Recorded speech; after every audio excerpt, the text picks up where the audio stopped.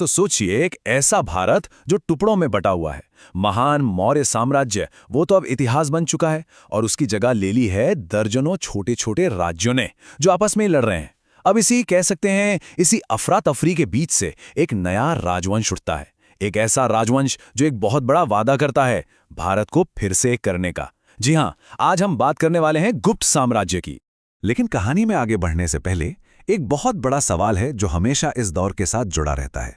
सवाल ये कि आखिर क्यों गुप्त काल को भारत का स्वर्ण युग या गोल्डन एज कहा जाता है? क्या ये उपाधि वाकई में सही है? चलिए आज इसी सवाल का जवाब ढूंढते हैं। तो स्वर्ण युग का प्रश्न, अराजकता से एकीकरण तक। देखिए, हुआ ये कि कुषाण और सातवाहन जैसे बड़े साम्राज्य जब कमजोर पड़े तो उत्तर भारत में एक तरह का पावर वैक्यूम, एक राजनीतिक खालीपन सा आ गया था। मतलब मंच बिल्कुल तैयार था एक नई ताकत के उभरने के लिए। और वो ताकत उभरी मगध से। गुप्त राजवंश, उन्होंने धीरे धीरे अपना साम्राज्य फैलाना शुरू किया और एक ऐसी शांति और स्थिरता कायम की जिसकी उस वक्त बहुत ज्यादा जरूरत थी। और यही स्थिरता, यही शांति आगे चलकर एक जबरदस्त सांस्कृतिक और बौद्धिक क्रांति की वजह बनी। एक तरह से एक उपजाऊ जमीन तैयार हो गई। साम्राज्य का निर्माण, एक युग के निर्माता।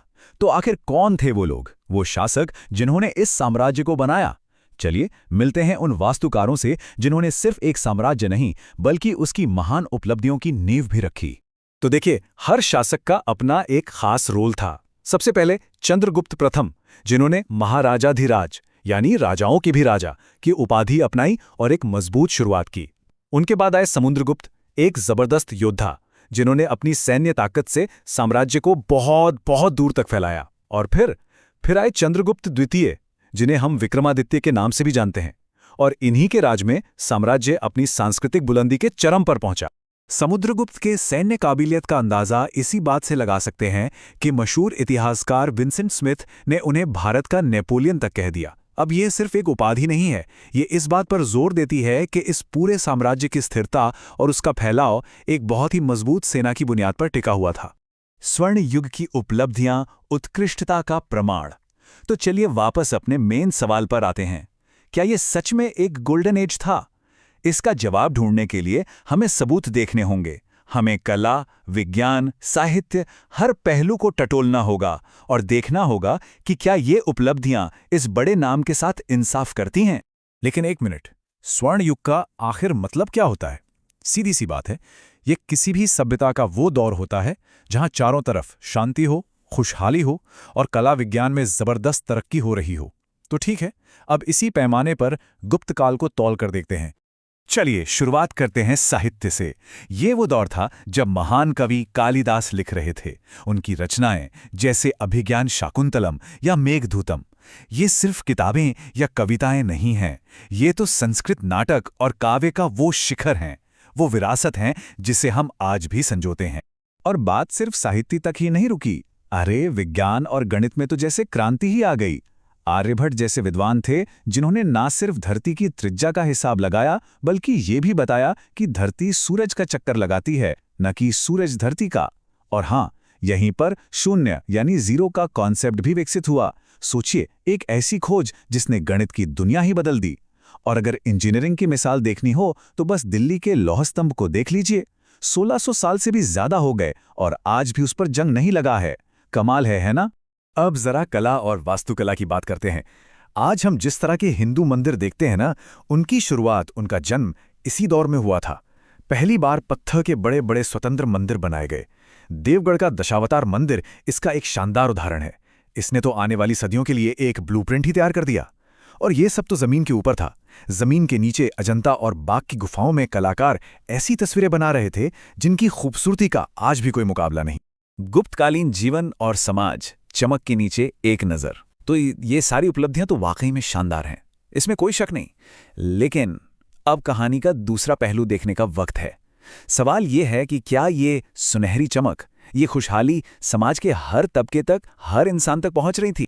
स्क्रीन पर ये जो संख्या दिख रही है 1/6, ये क्या है? ये वो हिस्सा था जो हर किसान को अपनी फसल में से टैक्स के तौर पर, मतलब भू राजस्व के रूप में राज्य को देना पड़ता था। हाँ, यही साम्राज्य की अर्थव्यवस्था की रीढ़ थी। लेकिन सोचिए, एक आम किसान के लिए ये एक लगातार बना रहने वाला बोझ भी था। तो यहाँ पर ना हमें एक मिली-जुली दोहरी तस्वीर देखने को मिलती है। एक तरफ तो व्यापार फल फूल रहा था, व्यापारियों के अपने ताकतवर संगठन थे, और चीनी यात्री फाहियान ने भी लिखा है कि यहाँ काफी शांति थी और सजाएं भी बहुत कठोर नहीं थी। लेकिन सिक्के का दूसरा पहलू भी था।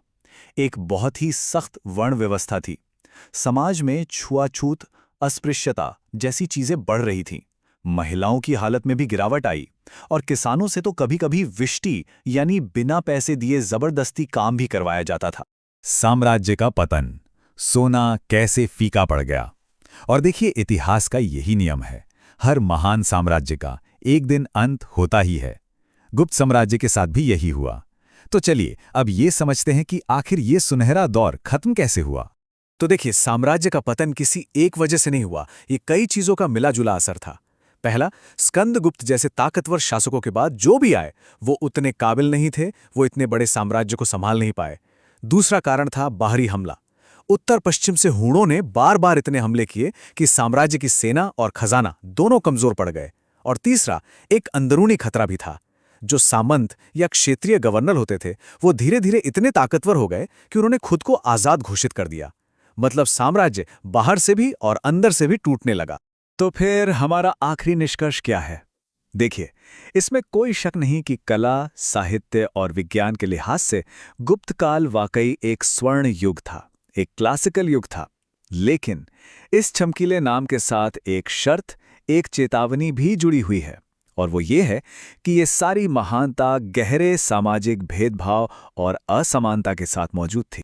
और हम आपको इसी सवाल के साथ छोड़े जा रहे हैं, क्या किसी दौर को स्वर्ण युग सिर्फ इसलिए कहा जा सकता है क्योंकि उस दौर में कुछ लोगों ने महान उपलब्धियां हासिल की, जबकि समाज का एक बड़ा हिस्सा हाशिए पर जी रहा हो?